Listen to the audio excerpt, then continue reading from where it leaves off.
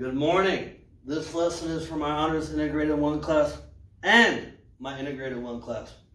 But before I get started, I want to say I hope that everyone's doing all right out there. I'm not sure how I'm going to title this. I'll title it how I title in the title. But what I am sure of are our 3 goals for the day. I got to learn how to count. Our first goal is going to be to define a parallelogram. Our second goal is going to be to use same-side interior angles of parallel lines to discover a property about consecutive angles. And our third goal is going to be to use the triangle argument style to find properties of parallelograms. By the way, that's the symbol for parallelogram. So let's just go ahead and jump into our first goal. A parallelogram, or this symbol, which means a parallelogram, is a quadrilateral with 2 pairs of parallel opposite sides. By the way, quadrilateral is a very fancy way to say 4-sided shape. So a parallelogram is a 4-sided shape with 2 pairs of parallel opposite sides. Here's an example of a parallelogram. Remember, these symbols mean parallel. 2 arrows mean that these guys are parallel. So let's just see how we would write this mathematically. Because side AB is parallel to side CD, they both have the parallel marks. And side BC is parallel to side DA, they both have the 2 parallel marks. We have parallelogram ABCD. Again, 1 pair, 2 pairs of parallel opposite sides. That's a parallelogram. All right. So I can go ahead and check off the first goal, define a parallelogram, 2 pairs of parallel opposite sides. All right. Our second goal is going to be to use same-side interior angles of parallel lines to discover a property about consecutive angles in parallelograms. Let me add that. In parallelograms.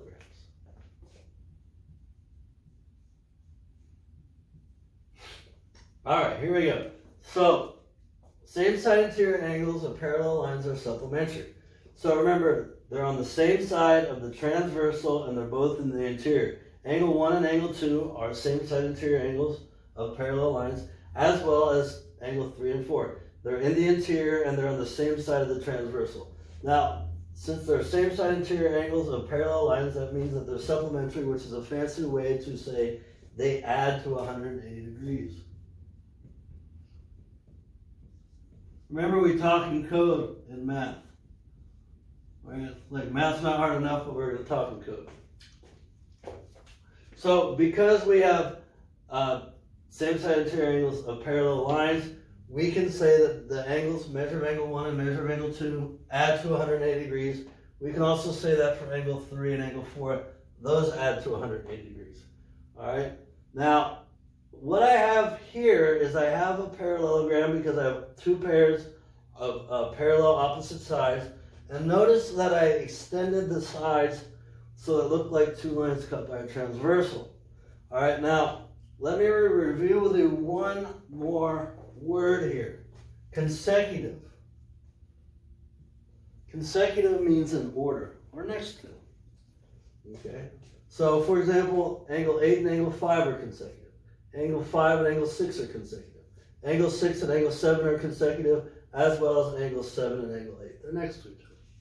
All right, so if I was, for example, to cover up, this, we would see that angle 5 and angle 8 look like angle 1 and angle 2. So we could say that the measure of angle 5 plus the measure of angle 8 add up to 180 degrees. So the measure of angle 5 plus the measure of angle 8 add up to 180 degrees. Now, if I was to, let's say, cover this up, angle 5 and 6 look a lot like angle 3 and 4. They're same-side interior angles of parallel lines. So that means that the measure of angle 5 and the measure of angle 6 add to 180 degrees. And again, they are consecutive. So the measure of angle 5, we write 5, plus the measure of angle 6, those add to 180 degrees. Okay? Now, if I was to cover this up, now angles 6 and 7 are same-side interior angles of parallel lines. Let me unhide the parallel part. All right, so that means that the measure of angle 6 and the measure of angle 7 add to 180 degrees.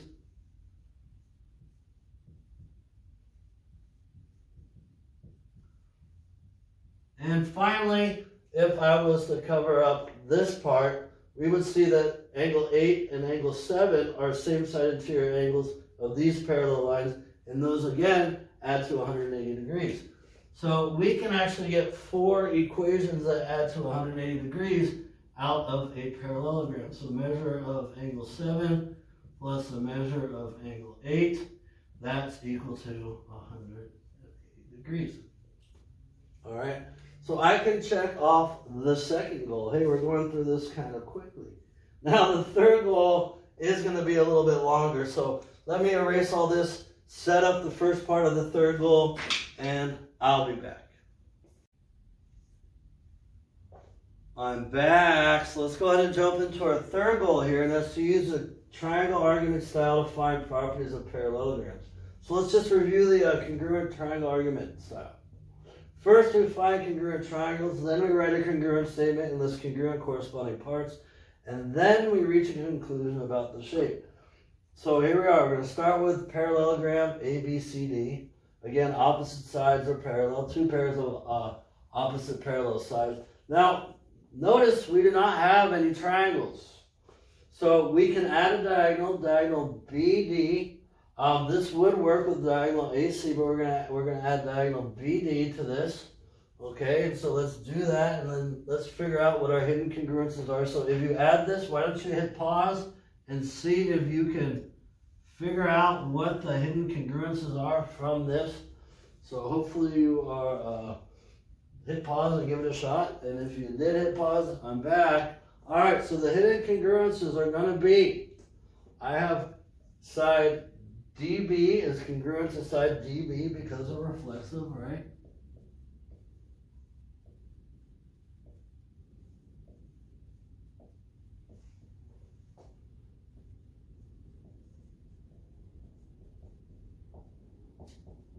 All right. I also have parallel lines cut by a transversal, so I have alternate interior angles, and I have 2 pairs of congruent alternate interior angles. It's a real good idea to trace them out. So I know that angle ABD is going to be congruent to angle CDB. Angle CDB, because alternate interior angles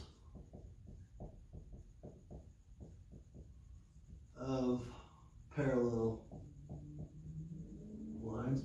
And I can also say this for angle ADB, our buddy's back, angle ADB, that's congruent to angle CBD. And again, it's because of alternate interior angles of parallel lines, alternate interior angles of parallel lines. So the exact reasons are the same for both of these congruences. Now, it's a good idea to add them to a picture, because when you add them to the picture, then it helps you to understand why we have congruent triangles. So I'm going to go through and add this. So side DB is congruent to side DB. Angle ABD is congruent to angle CDB. And finally, angle ADB is congruent to angle CBD. So I get these 2 angles being congruent. So maybe take a second and figure out if you can determine why these 2 triangles are congruent. See if you can actually finish this on your own. So hit pause, give it a shot, see how far you can go. All right, hopefully you hit pause.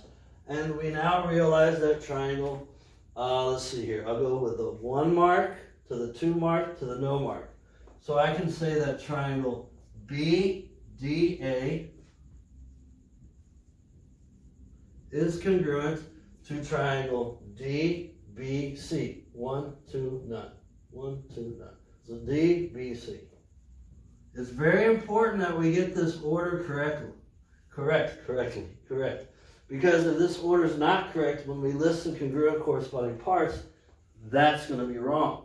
All right, so I think I'm going to run out of room here, and I'm going to get a little bit tight with this result. So what I'd like to do is I'd like to hit pause, come back with this picture and this congruent statement, list the congruent corresponding parts, and then reach the conclusion about the shape. And we'll see how far we can go with the other type of argument. So let me clean this up, set up the next part, and I'll be back.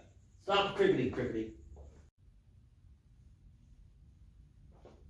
I'm back. So let's go ahead and continue with our third goal, right? And I'm not sure if I wrote this down, but the triangles are congruent because of angle side angle. Let me try this and see what I can do. Pair of congruent angles, included side, and a second pair of congruent angles. So the congruent side is between the congruent angles. So now that we have congruent triangles, we can now go on to the second part of our congruent triangle argument style, and we can list the corresponding congruent parts. And from there, hopefully we can observe what properties we get from having these congruent triangles in this parallelogram shape. So why don't you hit pause, see if you can list the congruent corresponding parts. I hope you hit pause because the way you learn is to try on your own, so hopefully you did. I'm back. All right, so let's list the congruent corresponding parts. So let's go by angle. I can't just say angle B because angle B is not clear which of the three angles it is. So I'm going to have to say angle ABD. So angle ABD, that's congruent to angle, let's see, I can't say angle D, so I have to say angle CDB. And if you didn't do that right, that's fine. The next angle in this would be angle D, which is that guy, but I can't say that. I have to say angle ADB. And that's congruent to that guy. I can't say angle B, so I have to say angle CBD.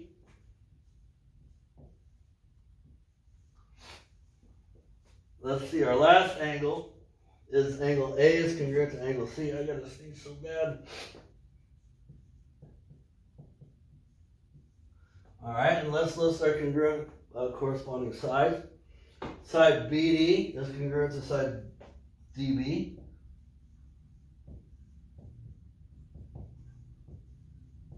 Side DA is congruent to side BC.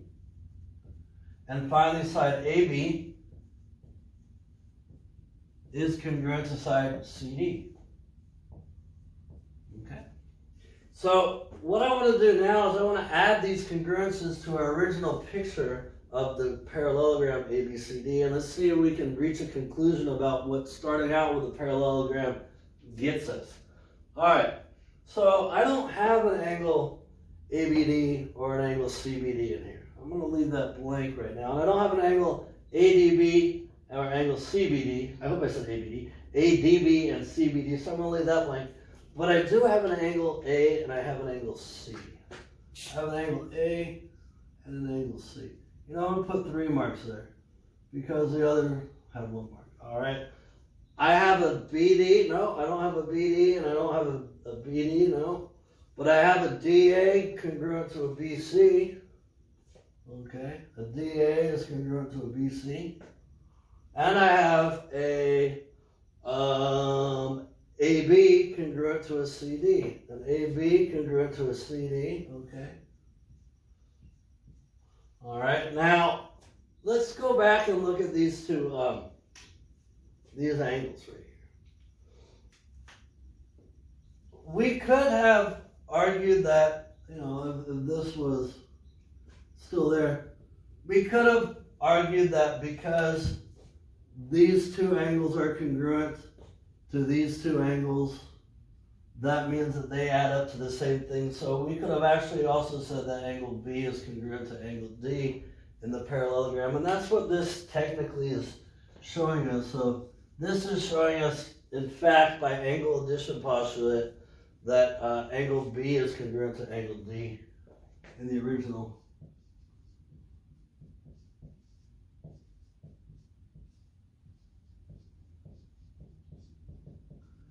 Or if you wanted to reach that conclusion, you could have drawn a different diagonal AC, and it would have angle A and angle C cut up, but you would actually get these guys being congruent to this. So having a parallelogram means, what it means is opposite sides are parallel by definition.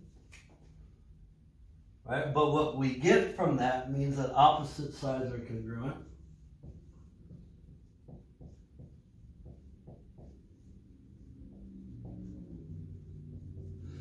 And opposite angles are congruent.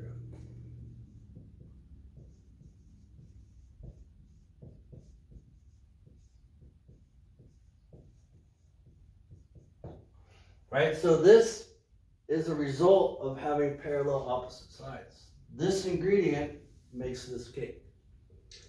There's one more thing I want to argue, and we're going to use this result in the next part of part 3, and I think that'll end part 3 for us.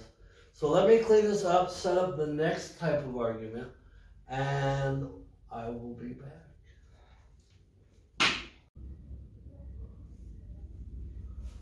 I'm back for the last time, I promise. So let's go ahead and finish the third goal, and that's to use a triangle argument style to find the properties of parallelograms. Now, let me go ahead and read our third goal continued. For the last property of a parallelogram, we need 2 diagonals, and we're going to use 1 pair of congruent opposite sides.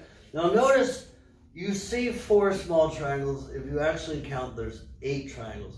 And as you do this triangle, congruent triangle argument style, you're going to come across situations where you create more than one pair of triangles. And in this instance, it doesn't matter which triangles that we try to argue are congruent, but try and eyeball and see which ones are going to be the same. Like, to me, this triangle ABE is distinctly different than triangle AED. They're not the same. But it looks like I could argue, there's a chance I could argue triangle ABE is going to be congruent to triangle CDE, right? So pick 2 triangles that you think are going to be congruent, and then start trying to find the hidden congruences that are in the picture, and maybe we can reach one of our 5 methods to determine that the triangles are congruent. This lesson's so long, I had to change my outfit, right? So anyways, let's figure out, what do we know about triangles ABE and triangles DCE?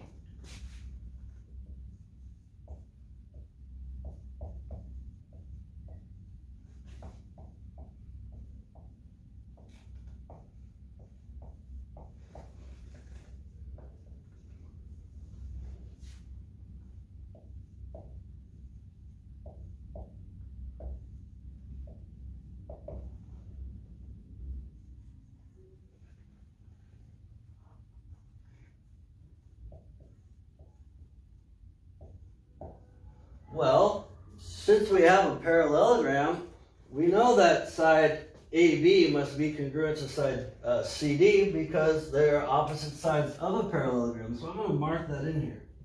All right? So we know BA is congruent, or AB is congruent to CD.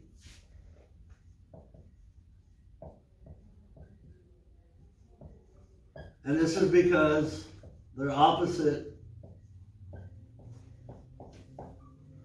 sides of a parallelogram. Okay, that's one thing we know. We also know that we have a pair of alternate interior angles. Angle ABE is going to be congruent to angle CDE because those are alternate interior angles of parallel lines. So I can now say that angle ABE is congruent to angle CDE because they are alternate interior angles of parallel lines. Well, I can also say that angle BAE is congruent to angle DCE because these 2 are also alternate interior angles of parallel lines. Excuse me.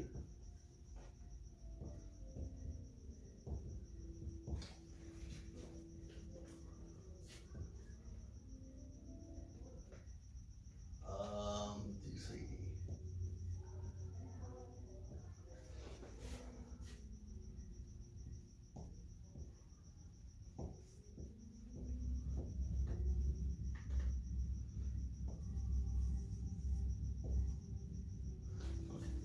taking a little shortcut. All right, so notice we can now conclude that we have congruent triangles. So I have side angle side, side angle side. So triangle. So triangle, we'll go 1, 2, nothing. So triangle BAE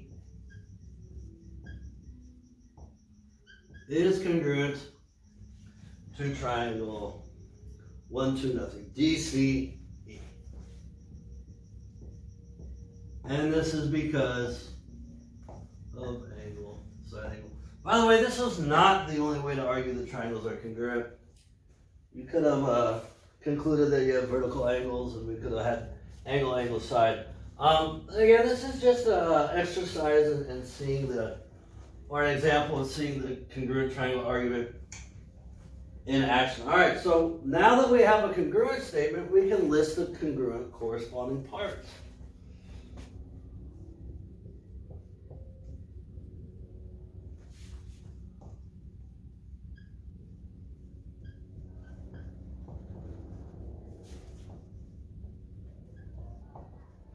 Right?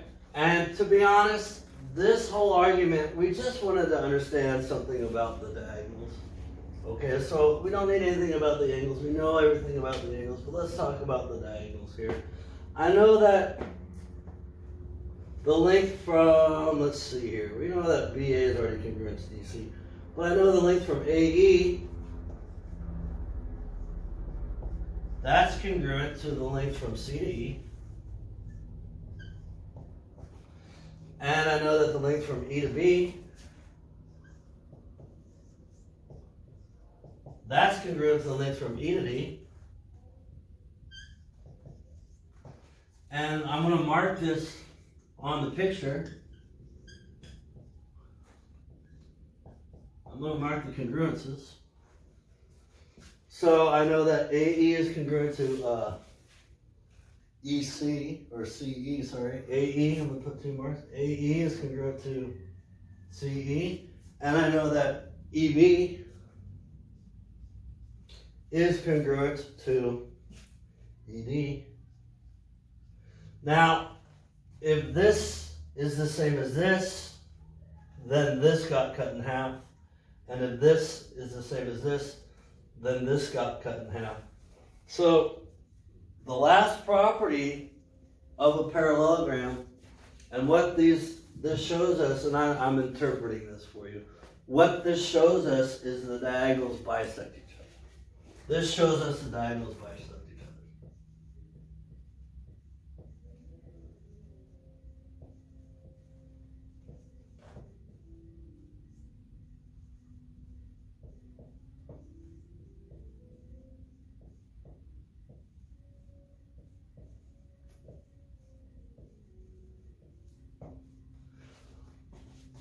So, we're almost done. We're almost done. I'd like to draw a bubble graph just to summarize the lesson. Okay? And so let me go ahead and start this. So I'm going to, in the center of my bubble graph, I believe that's what you guys call it, I'm going to draw a parallelogram.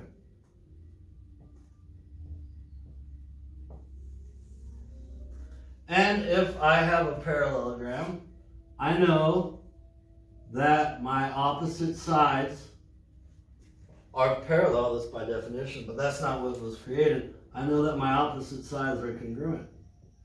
So having a parallelogram gets me this. I also know, if I have a parallelogram, oh, our cricket's back. I think here's the band practicing outside. I know that we have opposite angles that are congruent. I also know, if I have a parallelogram,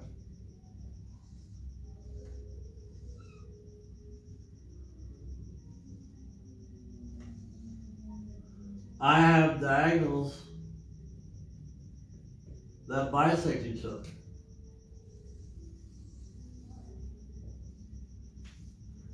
And finally, if I have a parallelogram,